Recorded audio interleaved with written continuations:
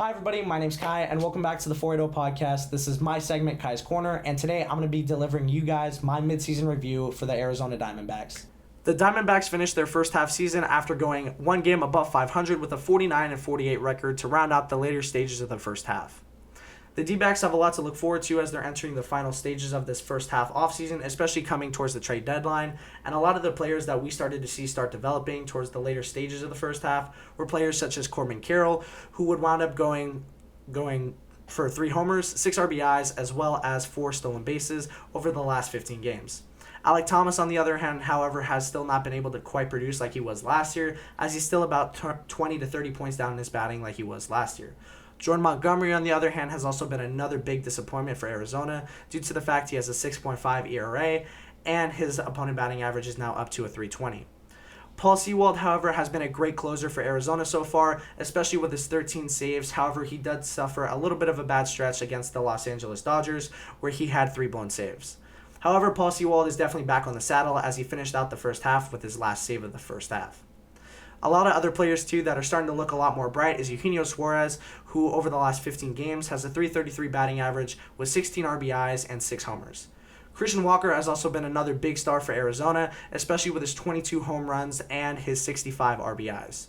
Ketel Marte has been the best player by far on this team, especially with his 292 batting average and his 65 runs, not to mention his OBP, which is at a 365 right now. The Arizona Diamondbacks, though, too, have been ranked in the top 10 for almost every single hitting category, from everything from on-base percentage, OPS, slugging, as well as batting average.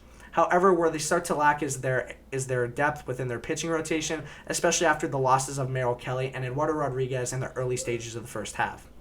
However, we do get to see Eduardo Rodriguez and Merrill Kelly come back in the second half, and we actually get to see what they can do, and hopefully we can make a stronger push towards the end of the second half. The Arizona Diamondbacks are looking to improve a lot of different aspects of their game, especially with one of their rookies, Gilbert Diaz, who just got called up at the age 23, who's now gone through 12 big league innings, only giving up 2 runs and striking out 8.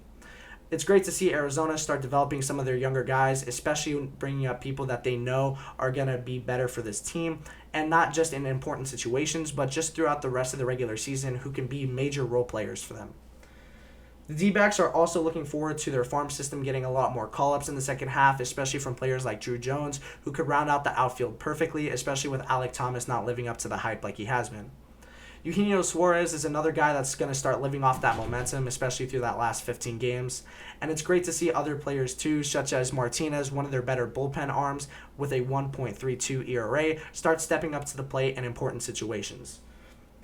Arizona's pitching staff, however, is within the last 26 of all teams in MLB, especially with their ERA being in the 27th spot of all MLB teams, as well as their opponent batting average in 28th out of all MLB teams.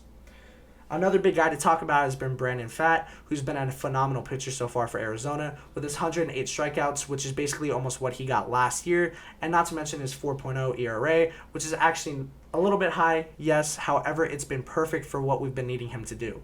Zach Gallen, on the other hand, has still been that Cy Young guy that we like to see every single year, as he always gets a few votes come the end of that voting. Zach Gallen now has a 6-5 record with a 3.87 ERA and a whip of a 1.21. Another good thing to see from Pfaadt is he does hold a 4-6 record. However, he does lead the team in whip with a 1.16.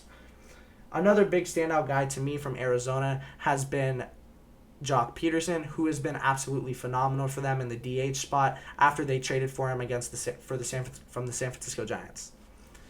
All in all, I do think Arizona has a really good chance to still make a postseason run, especially after they're only being 1 game out from a wild card spot, behind teams like the Mets, the St. Louis Cardinals, and the Atlanta Braves, who have been holding it down even with the loss of Atlanta's favorite star, Ronald Acuna Jr. The Arizona Diamondbacks, too, are now only 7 games out from first place in the NL West and are against the Los Angeles Dodgers in their upcoming series in the second half. Thank you guys again so much for watching the 480 podcast. That was my segment, Kai's Corner, and I can't wait to deliver more Arizona Diamondback news to you guys. And I also can't wait to start filming more podcasts with Strider and Trevor, and we can't wait to just get more content out there for you guys. In the meantime, while you guys are waiting for some Arizona Diamondback content, I hope you guys go check out our Phoenix Suns content that Strider's posted. All of it's amazing, and we can't wait to see you guys back here at the channel. Thank you guys so much, and have a wonderful rest of your day.